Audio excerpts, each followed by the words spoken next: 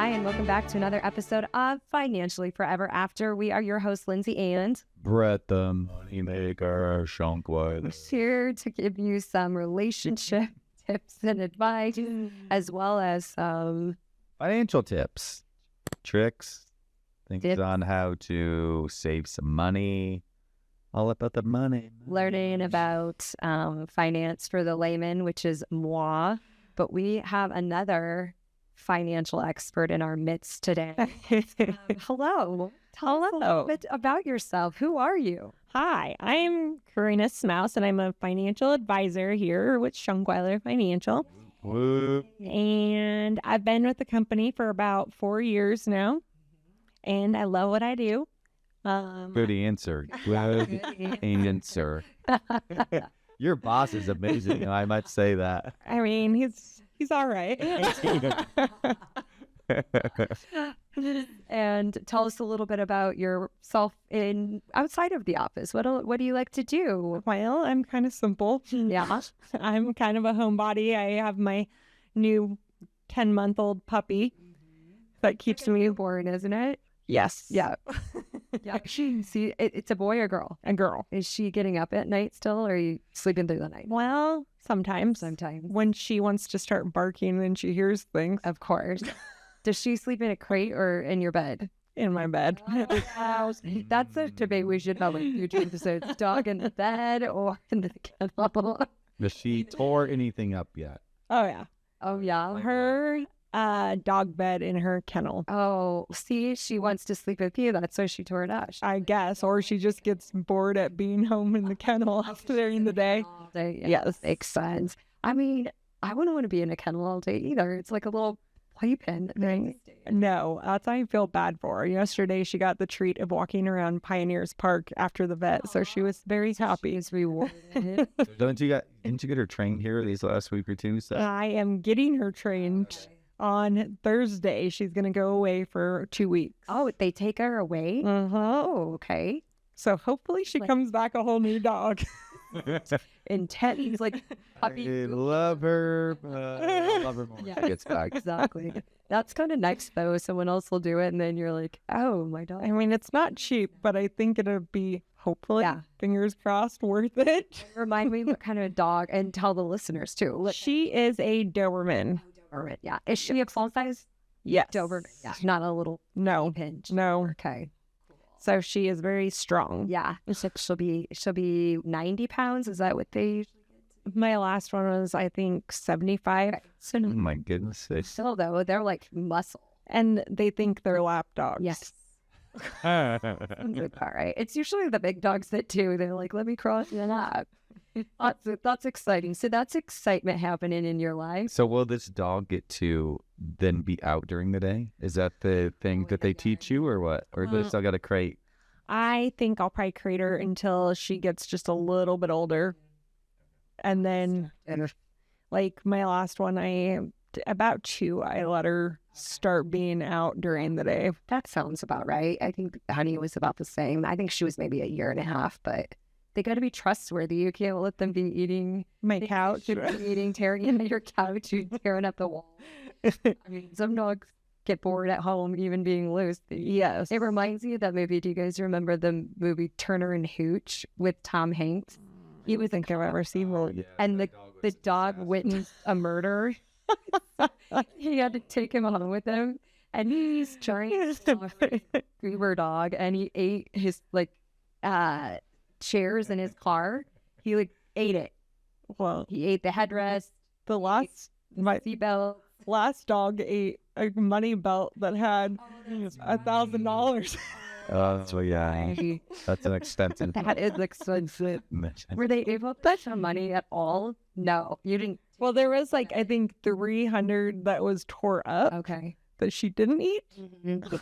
Oh my gosh. Oh, So our dog isn't so bad. The only thing I had to laugh because our son's in Christian and what school. type of dog we have? We have a golden doodle. She was a puppy though. I left her in the car, went to go grab something. His Bible was in there, and she ate Genesis. That's a chapter in the Bible. Is that her new nickname? It's like, we called her Duffledore for the longest time because she ate the Bible. We're like, what's wrong with it? She's demonic. So yeah, dogs can be crazy. But since we got here today, Carina, you have one child. And how old is your daughter? She's 19. She'll be 20 here shortly. Okay. So my portion of this segment is to cover relationships. So I want you to touch on kind of the difference just raising her and stages of life. Now she's in that college age, kind of the difference between maybe elementary, middle school, high school, and then now into college. It is wild because when they're younger, I don't know, she was so easy up until middle school. And then middle school was a whole nother story. Teenage years. Was she nice to you in middle school? I mean, she's always been a nice kid, but she had her attitude. And I'm sure you didn't have any attitude when you were in middle school. Never. I was the nicest. For sure. All perfect teenagers. Ask my mom. So how would you rate like that age compared to now it being in college? Is it hard in a different way? It's hard, definitely hard in a different way. I think once they get a little bit of that freedom, then your advice kind of goes wayside. And you kind of have to just watch them move. And it's not always how you want, where you want them to be, but you kind of have to let them make their own choices. Kind of like having a high schooler. We have a high school son and it's kind of starting to be that wanting more of his own responsibility, his own control. I don't know if he wants his own responsibilities yet. More of like, just being... He wants his own time. Yeah, but like being able to take his car and go, places where it's, no, you're not going to do that. That kind of thing, where we're restricting him and he wants to be free, that kind of.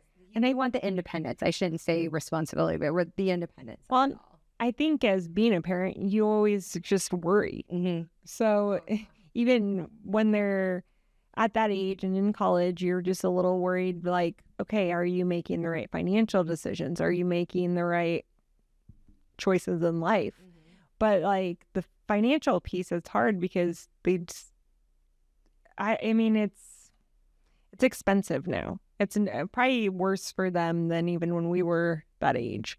So it's harder for them to be able to live on their own and be able to afford those things. But it's just helping them make those choices, but trying to make it their own idea. Yeah. Planting the seed and hoping they run with it a little bit. So on that, did you kind of, obviously you weren't a financial advisor when she was in middle school, high school, but did you set her up in a way where she learned how to do a checkbook? Yes. How to save? Well, I was working at the bank, so I was have been in the industry for a while, but I definitely once she started her first job, we set up a savings and she put money in savings right away. So that was always a piece of that. I'm like, if you want to work, we're going to start saving some of this money. Obviously, you can spend some of it. You earned it, but we're going to save it too. Starting early with that. Did you teach her taxes at all? Did you teach her anything to do with taxes when she started saving money or not? No, I don't think so. But that's not a bad idea. I did talk to her already about, when she started at one of her jobs, they had a 401k option. And I was like, if they have it and they match, you should definitely start. But again, when they're so young, that's the last thing they want to start doing. Well, I know you're on the relationship portion right now, but me stepping in just my financial brain going, Of course. I'm just thinking, get this whole time, is, if they're taking a part-time job and a lot of times they don't make over what the standard deduction is. Mm-hmm. So, right now it's 15 grand. So if they're filing on their own and they don't make up to 15 grand, a lot of kids actually have taxes withheld and they don't need to do that. That is, they're going to end I up didn't even think about it. They're going to end up getting a refund back. So if you make less than the standard deduction, you don't have to file any taxes. Correct. At all. So you could say, hey, how much do you want withheld from your first paycheck or so you can have that not withheld But the kids love their tax refund when they get it. Yeah, but then they got to file to get it. So they got to pay the money to file to get it. You're not wrong. But it's not terrible for them learning how to go through that process, but you don't need to do it. I didn't even think about that. I mean, yeah, it obviously makes sense, but Yeah. And now that she's in college, did you ever have the discussion of like budgeting? yes. So kind of talk about But- that with college. Is there with books? Is this much that Well, even with her like job, I'm like, if you start saving this money, I'll help pay the other piece of for tuition. But then it's hard because, and I somewhat take it back. I'm like, I think they need some sort of financial responsibility before they leave. It's just so they have that in their mind. Like, not everything is given to me. So then they know, okay, I have this, I have to pay for. Yeah, that makes sense. And now you being a financial advisor, but also a mom, would you think that it would be beneficial for a student to meet with an advisor early on, say just even starting freshman year of college, kind of setting themselves up for the future? Because she might not listen to you, but maybe she would listen to Brett or another advisor. Do you think parents would think that that'd be something beneficial for their children? Potentially, but it's just still getting it through their mind. I mean, I guess if they'd see, what their future could potentially look like, if it's on paper and somebody else is telling them, it probably would be a lot more beneficial. I think as you talk through that, my first thought is, it's kind of like a husband trying to teach a wife how to golf. And then they're like, I don't want to be taught. I'm good. I'm fine. Or teaching your child how to do it. Like, I know. If the husband's trying to teach you, of course you're going to say that. If it's a golf pro teaching you, that's different. That's what I'm trying to get at. Oh, gotcha. I'm trying to say is like, even though she's a financial advisor, your daughter sees you as mom. Yes. Yes. So even though you would say the exact same thing that I would say, it would come across differently coming from 100%. themselves, even though it's the same thing. Yes. But at least you can get them started early. Totally. And a good thing to do potentially is say, hey, guess what? I'm going to sit you down. Here's what we're going to do. You're going to go meet with Brett or some other advisor, whoever it is. And after that, then we're going to go out to dinner, or we're going to go out and we're going to play miniature golf or whatever they enjoy, doing something fun.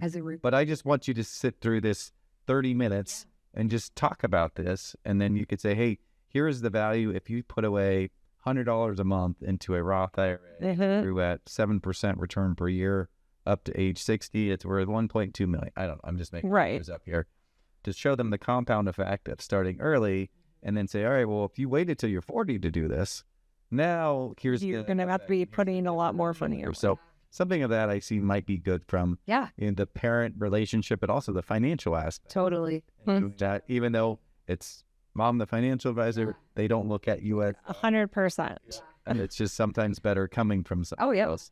Well, and it makes me think of our middle daughter's 13, but a friend of hers in her dance studio, he's 15, 14? Yeah. He just had his first summer job. Okay. And he sought out Brett and was like, oh, first paycheck, I want to meet with you.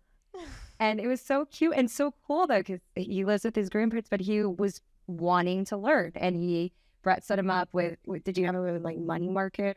No, I just set him in a stock or two. Oh, yeah. And so that way you can get some experience with it. It's on his app, and he's able to watch it. It's on his app. He's like, I'm going to watch it every day, and it's going to go up and it's going to go down. At least they get that experience of, hey, I saved money. I can see it grow. And then hopefully they continue that pattern. Well, and I think kids, if they start to understand the stock market, it can be fun because you can invest in the things that you would buy, and they're like, oh, maybe I want to invest in this. And then they watch it grow or go up and down. And it's just kind of neat I remember even me being in high school, and we had a stock market game, and I was competitive. Imagine.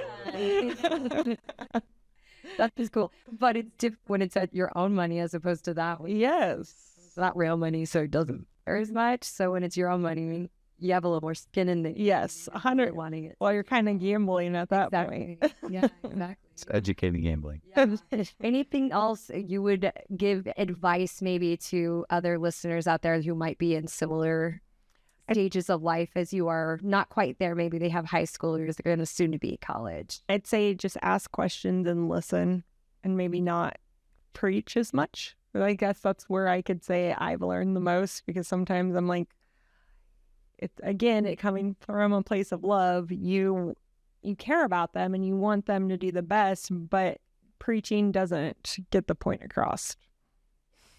Yeah, I mean, that's, so you talk about that from a, mother-daughter perspective. This is the relationship portion. Mm-hmm. Same thing can be true for, husband and wife. Like, we had a issue here within this last week that you're like, hey, don't solve my problem. I just need you to listen to me. Yeah. But I don't need you to tell me your opinion or to solve my problem. But I communicated with you. Yes, you communicate with me. I wouldn't say greatly or effectively. I'm You baby did steps. This is a work in progress. Got there. You eventually got there. For a bit, and then I got there. But Yes. I think that's, I shouldn't generalize gender, but I feel like men in general are problem solvers. Yep. They like to solve the issue right away rather than, I just want you to listen. I want to vent to you, and I want you to be someone I can lean on as opposed to solving my issues. Yes. I just think of Christmas Vacation is that, Jerry Chase, when he's getting that Knoll post or whatever with the chainsaw, he's like, ain't it? There's a problem, and I solved it. Like, that's me. Like, all right, guess what? I fixed the problem. And then, no, you are not supposed to fix the problem sometimes. And No. just listen. That's true. But yes, that is good advice, Carina, because yes, even high school boys and girls, I should say, but yeah, it's very hard to not want to preach at them. And we know because we've lived it, but they don't see it that way. They see it as you're just being this dictator and you're not letting me do what I want to do. And it's like, we're trying to protect you because we love you, but it's a tricky slope, I would say. Yes. Yeah.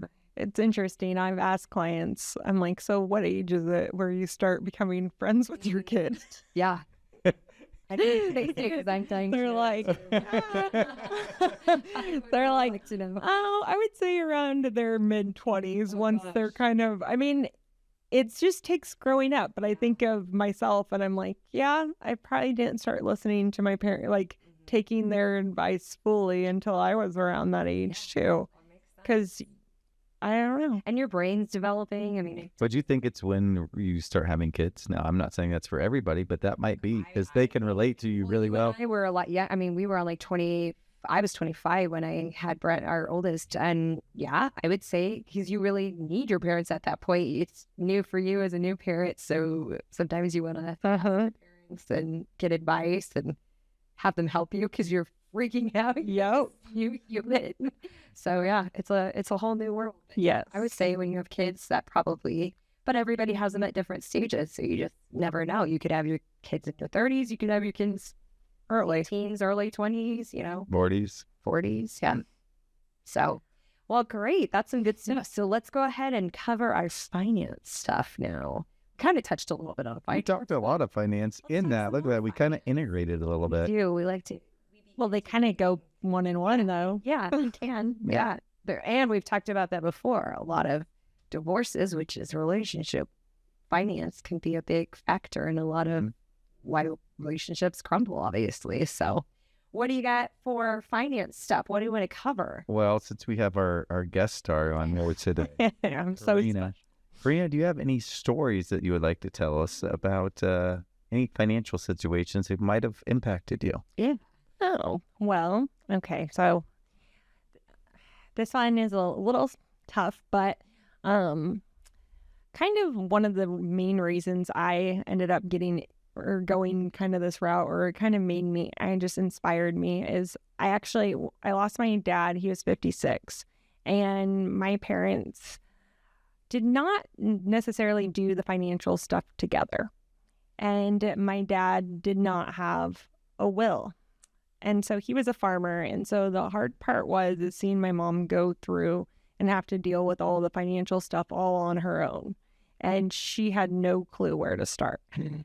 So I kind of look at this and talk to people or my clients about this, because it's like, even if one person is not necessarily involved in it, they should still have a good idea of what the situation looks like, because one, you lose your spouse and then you're trying to figure out all those pieces. So that's where coming up with the plan and having everything in place really makes a difference for that part, because you're already grieving, and then you have it a little bit simpler where you're not going to have to make those huge adjustments as much if you come together with that. So from, going through that and living through that, obviously it's, rough and it's hard to do, especially as a child. And then your mom as, all right, she's your parent, but also she's the spouse, and having to go like that would be super tough for her. And I'm assuming the last thing that anybody would have to worry about and want to worry about is like, oh shoot, now I got to worry about money. Right. And now, like, my husband used to do all of this stuff. I don't know if that's the case. That was the case. That was the case. So he did all of it. And if that wasn't communicated and gone over with ahead of time, or is like an accident or something of that, like, you don't have time to go and tell the other person. Right. And then it's just all at once, like, you go from not doing anything on the finances to now you have to do all of it. And it's a shock. Yeah. I mean, farming, it's not easy. So like, there was a whole lot involved with it. And so she had no clue. Which, I mean, she did a wonderful job getting through it, but that is, again, that's why you want everything in place. You want your will, you want your documents, everything just organized, and kind of be able to communicate at least some of where the financial piece is. And again, as I say, as an advisor, one of my things I try to is get both people involved when we're working together, because if one person, it might be the man, it may be the woman, but if they don't have the basic understanding or the relationship, then that's a lot harder once you lose somebody. Yeah, we always say that, you don't care about finances, or you don't care about this until you do. Or until, it's kind of, I've said this numerous times before on the podcast, but, everybody's got a game plan until you get smacked in the face. And that's kind of like the Mike Tyson saying, right? Mm-hmm. Punch right in the face, like, yeah, you got a game plan. Well, guess what? The game plan might have been is, hey, we're going to retire together. We're going to live a long life. You do the home stuff. I'll do running the finances stuff. And then guess what? Boom, accident, gone, just like that. So in regards to finances, I think it's safe to say that, one spouse can be in charge of it. I don't think there's any problem with, having one spouse in charge of it. But the other one needs to at least know who to go to, or have a basic understanding 100%. of the fundamentals of here's what's going on in the plan, or who I can go to. What I've created for us is a death document. Like, you're now becoming more and more familiar with, finances and how they work and some of the terms and things of that nature. But, still you'd be quite lost if I didn't have some type of document to say, hey, if I die, here's where you go, here's where our accounts are, here's everything listed out. Yeah. So just for the listeners out there, if you don't have that already, you might want to. You might want to get something like that started. You were talking about a binder that we usually do, right? Yeah, grab it. That's okay. We do this green binder, but what it does, essentially, any of your accounts that you have with us, we have it listed all on that sheet or within the binder. And we also have who to contact right away once you lose your loved one or when you're in that position. And then there's also a breakdown of what you need to do once somebody passes away, the financial steps and the different things that you need to do. And then there's the e-money portion in there, which is great, because then it also has a place where you could have all the financial documents on an electronic storage vault. That's awesome, because having it all in one place rather than having to search everywhere, that's a really awesome tool to have, I think. Yeah. So, e-money, it's just kind of, as Carina has explained it numerous times, like your own personalized financial website. Yeah, that's cool. And she loves it because when she used to work at the bank, there'd be problems. Tell us about like some problems that you've had before working at a bank with some people. If one person passes, like what's happened before? Yeah. Well, I ran into either whether they passed away or they're in the hospital and they need a power of attorney to do their finances. They don't have those documents. They'd end up being in their safety deposit box, and nobody can access that.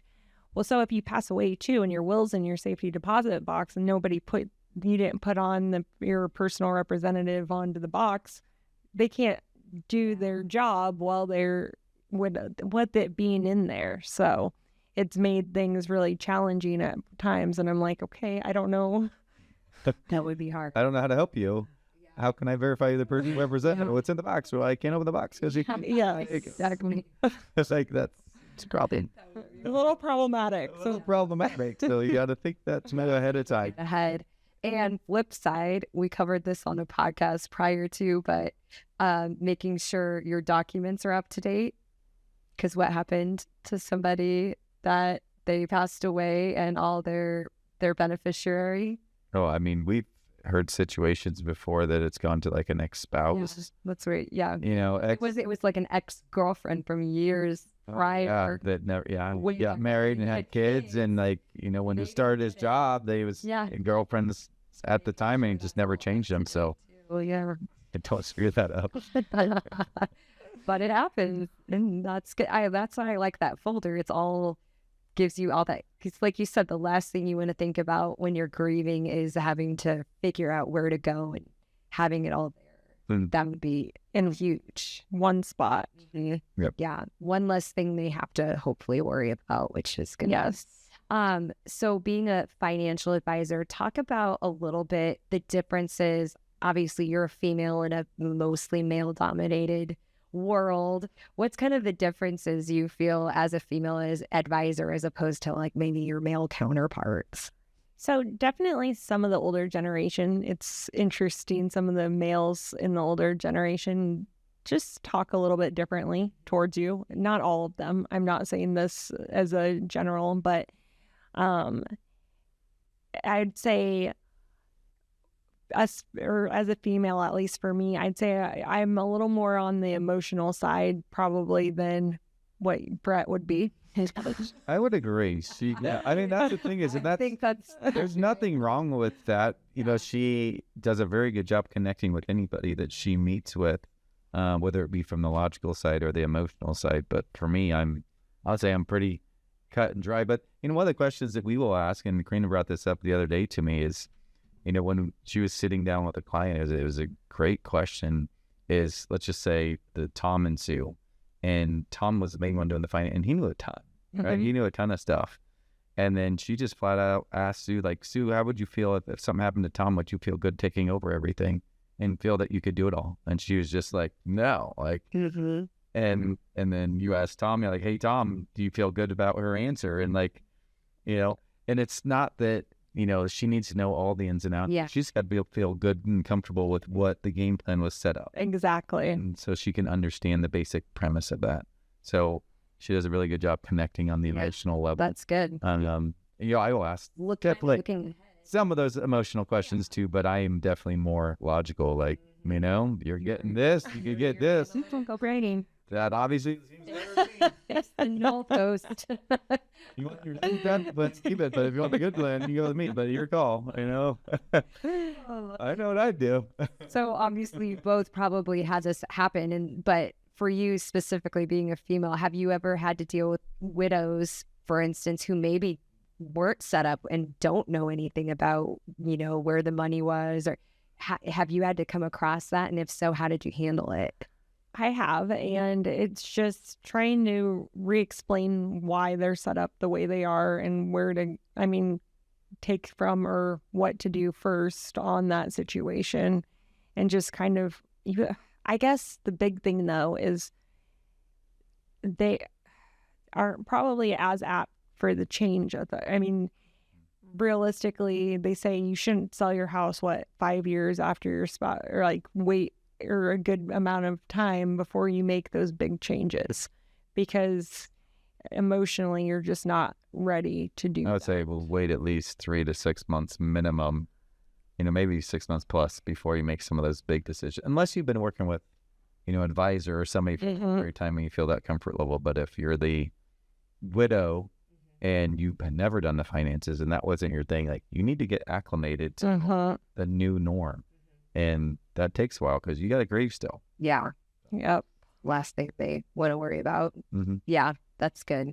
The other thing I wanted to ask you specifically, because I have a girlfriend that divorced now, but she's a female. She's very independent, has a good job, makes good money, but she's like, no offense, but I love your husband. I want to hear from a female advisor. So have just kind of touch on the difference for maybe a female managing her own money. Let's say she's either single, maybe she's divorced, but what are some advice you would give to women that are independent and wanting to, I don't know, run their own ship with their finance? Don't be scared. And the fact is, don't be intimidated by an advisor, because we're here to help.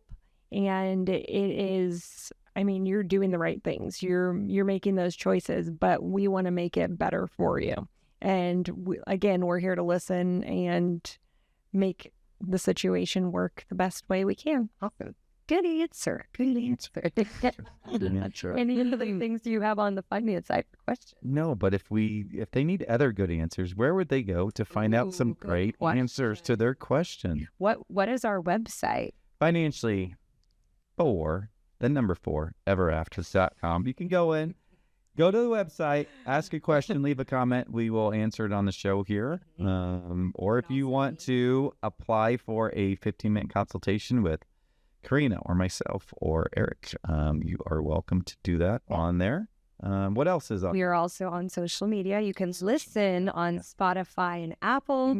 We also have all the socials, Instagram, Facebook, TikTok. So drop us a comment. Make sure you like and subscribe on YouTube so you don't miss any future episodes as well. But yeah, good stuff today from our female advisor, Carina. Thanks for being here. Thanks for having me. And thank you again for joining us on another episode of Financially Forever After, a Love and Money podcast.